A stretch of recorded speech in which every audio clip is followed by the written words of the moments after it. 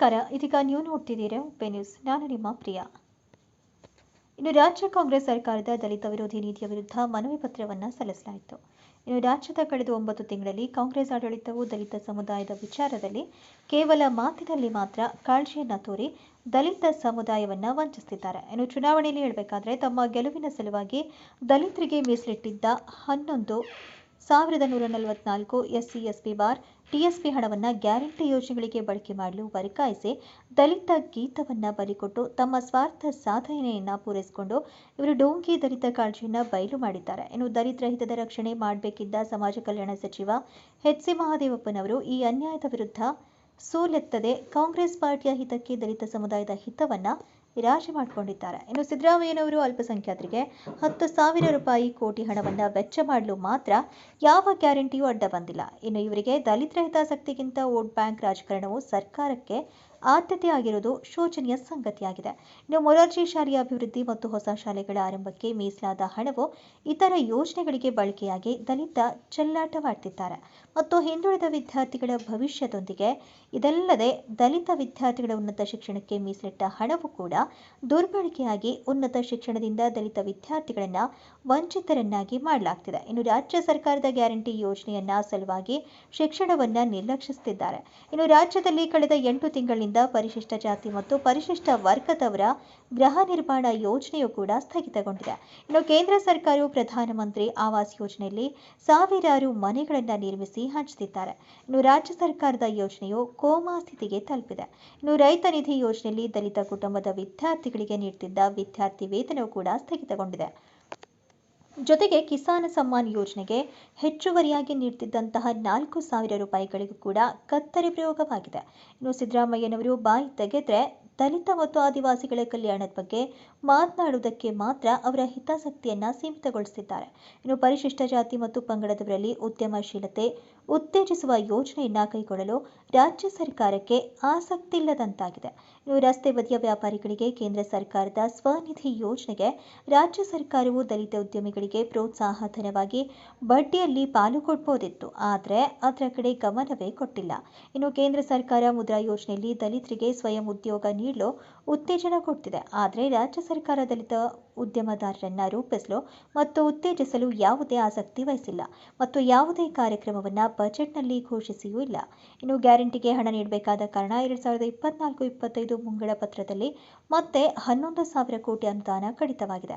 ಇನ್ನು ಸಂವಿಧಾನ ಜಾಥಾ ಮಾಡುತ್ತಿರುವ ಸರ್ಕಾರ ಸಂವಿಧಾನದ ಆಶಯಕ್ಕೆ ವಿರುದ್ಧವಾಗಿ ದಲಿತರಿಗೆ ಸೇರಬೇಕಾದಂತಹ ಅನುದಾನವನ್ನು ನಿರಾಕರಿಸಿ ಅನ್ಯಾಯ ಮಾಡುತ್ತಿದ್ದಾರೆ. ಇನ್ನು ಇತರ ಸಂವಿಧಾನದ ಬದ್ಧತೆಯು ಕೇವಲ ಪ್ರಚಾರದಲ್ಲಿ ಉಳಿದು ಆಚರಣೆಯಲ್ಲಿ ಶೂನ್ಯವಾಗಿದೆ. ಇನ್ನು ಕಾಂಗ್ರೆಸ್ ನೇತೃತ್ವದ ಸಿದ್ದರಾಮಯ್ಯ ಸರ್ಕಾರದ ದಲಿತ ವಿರೋಧಿ ನೀತಿಯನ್ನ ತೀವ್ರವಾಗಿ ಖಂಡಿಸುತ್ತದೆ.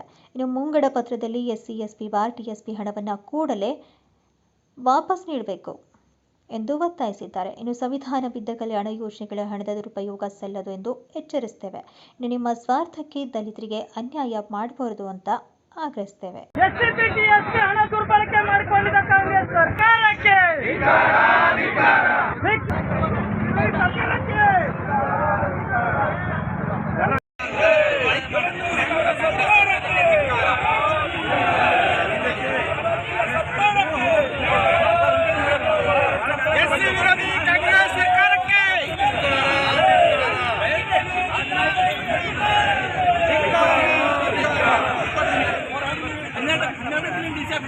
ದಲಿತ ವಿರೋಧಿ ಕಾಂಗ್ರೆಸ್ ಸರ್ಕಾರಕ್ಕೆ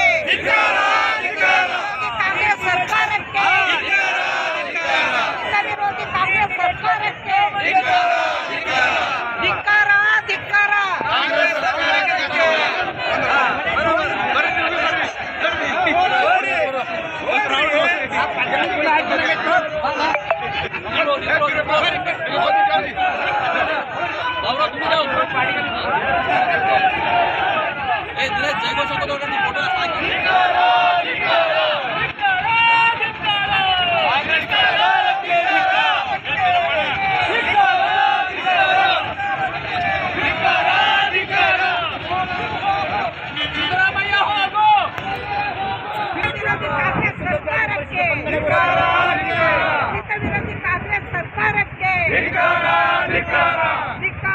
ಧಿಕ್ಕಾರ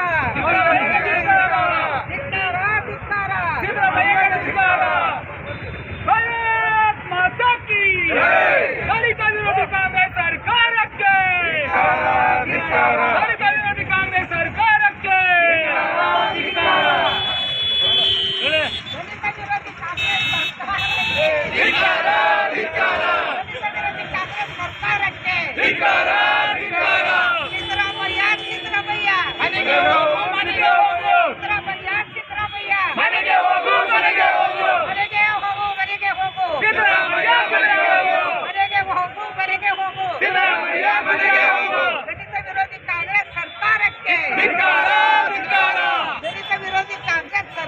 ಸರ್ಕಾರಕ್ಕೆ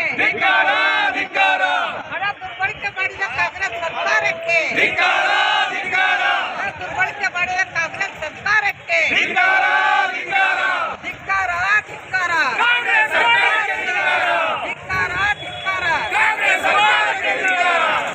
ಭಾರತೀಯ ಜನತಾ ಪಕ್ಷಕ್ಕೆ ಭಾರತೀಯ ಜನತಾ ಪಕ್ಷಕ್ಕೆ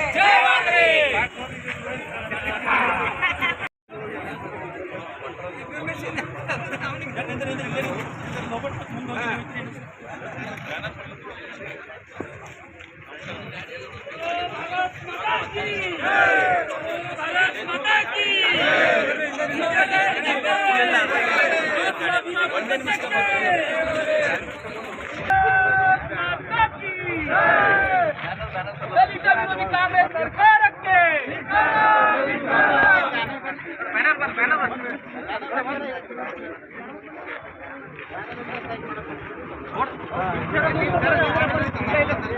ನಿಮ್ ಕ್ಯಾಮ್ರಾ ಬಂದ್ ಮಾಡ್ತಾರೆ ಒಂದು ಸರಿ ಬರ್ರಿ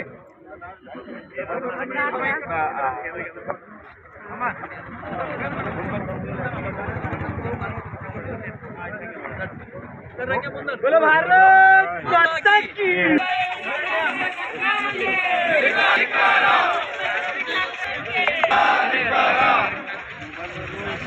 बोलो भारत माता की एससी एसटी के साथ